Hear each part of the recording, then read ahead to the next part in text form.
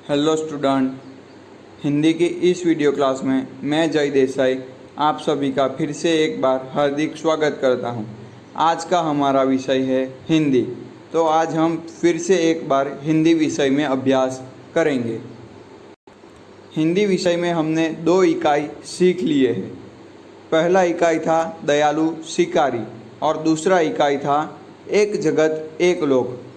आज का हमारा तीसरा इकाई है समझदार नन्ही, जो कि एक कहानी है। तो आज हम इस कहानी के बारे में अभ्यास करेंगे। इकाई 3 समझदार नन्ही।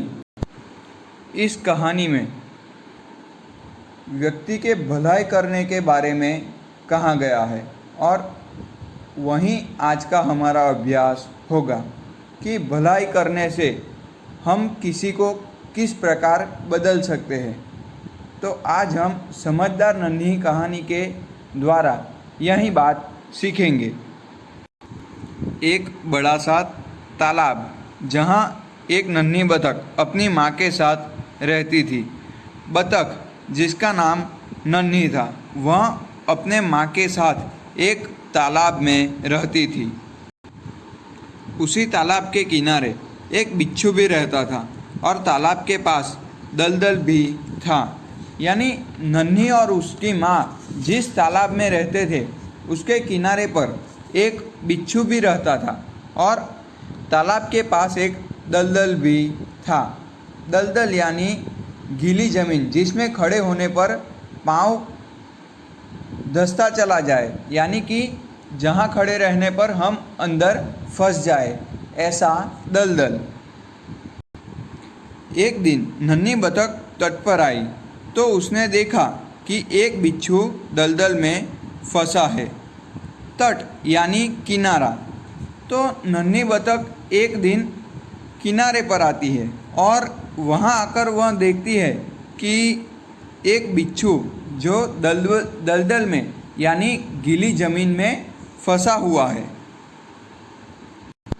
बिच्छू नन्ही से प्रार्थना करता है कि बहन, मुझे बचा लो, इस दलदल में से बाहर निकालो। बहन, मुझे बचा लो। नन्ही को उस पर दया आ गई। उसने बिच्छू को दलदल से उठाकर सूखे स्थान पर रख दिया। सूखे स्थान पर यानी किनारे पर, यानी कि नन्ही उसे दलदल के बाहर निकालती है और उसे सूखे स्थान पर रख देती है। उसी समय बिच्छू को शैतानी सूझी। उसने नन्ही को डंक मार दिया। नन्ही पीड़ा से तड़प उठी। बिच्छू को शैतानी सूझी। शैतानी सूझना यानी मस्ती करना। आप भी कई बार अपने क्लास में या फिर घर में माता पिता के सामने मस्ती करते हैं। इसी प्रकार बिच्छू को भी शैतानी सूझती है। उसने नन्ही को डंक मार दिया। नन्ही पीड़ा से तड़प उठी। पीड़ा से तड़पना यानी कि दर्द होना। तो जब बिच्छू नन्ही को डंक मारता है तब नन्ही को दर्द होता है। क्यों भाई, तुमने मुझे डंक क्यों मारा? क्या करूं? डंक मारना मेरा स्वभाव है। तुम यह गंदी आदत छोड़ दो, नहीं तो कोई मुसीबत में तुम्हारी रक्षा नहीं करेगा। बिच्छू उसकी बात। नन्ही बिच्छू को उसकी यह गंदी आदत छोड़ने के लिए कहती है। तब बिच्छू उसे कहता है कि यह तो मेरी आदत है। तब नन्ही उसे कहती है कि यह तुम गंदी आदत छोड़ दो, वरना दूसरी बार कोई मुसीबत या मुश्किल में तुम्हारी रक्षा नहीं करेगा। बिच्छू उसकी बात अनसुनी कर आगे बढ़ गया। अनसुनी करना यानी ध्यान न देना। तो बिच्छू उसकी बात पर ध्यान दिए बिना ही आगे बढ़ गया। नन्ही अपने माँ के पास नदी में चली गई। नन्ही की माँ नन्ही से पूछती है, नन्ही बेटी, तुम कहाँ रह गई थी? माँ, एक बिच्छू दलदल में फंस गया था, उसे बचाने में देर हो गई। बेटी, यह तुमने बहुत अच्छा काम किया है। लेकिन बदले में उसने मुझे डंक मार दिया। बिच्छू अपनी गंदी आदत का गुलाम है। तुम उसे चाहे कितनी बार बचाओ, वह बार बार डंक मारता रहेगा। माँ, मैं उसकी गंदी आदत छुड़ाकर रहूंगी। जब नन्ही अपनी माता को सारी बात बताती है, तब नन्ही की माँ उसे कहती है कि बिच्छू अपनी गंदी आदत का गुलाम है। गंदी आदत का गुलाम होना यानी आदत से मजबूर होना।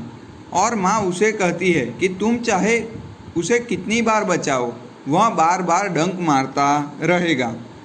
तब नन्ही प्रण लेती है, माँ, मैं उसकी गंदी आदत छुड़ा कर रहूँगी। कुछ दिन बाद बिच्छू के प्राण पुनः संकट में पड़ गए। इस बार वह पानी की धारा में जा गिरा और डूबने उतरने लगा।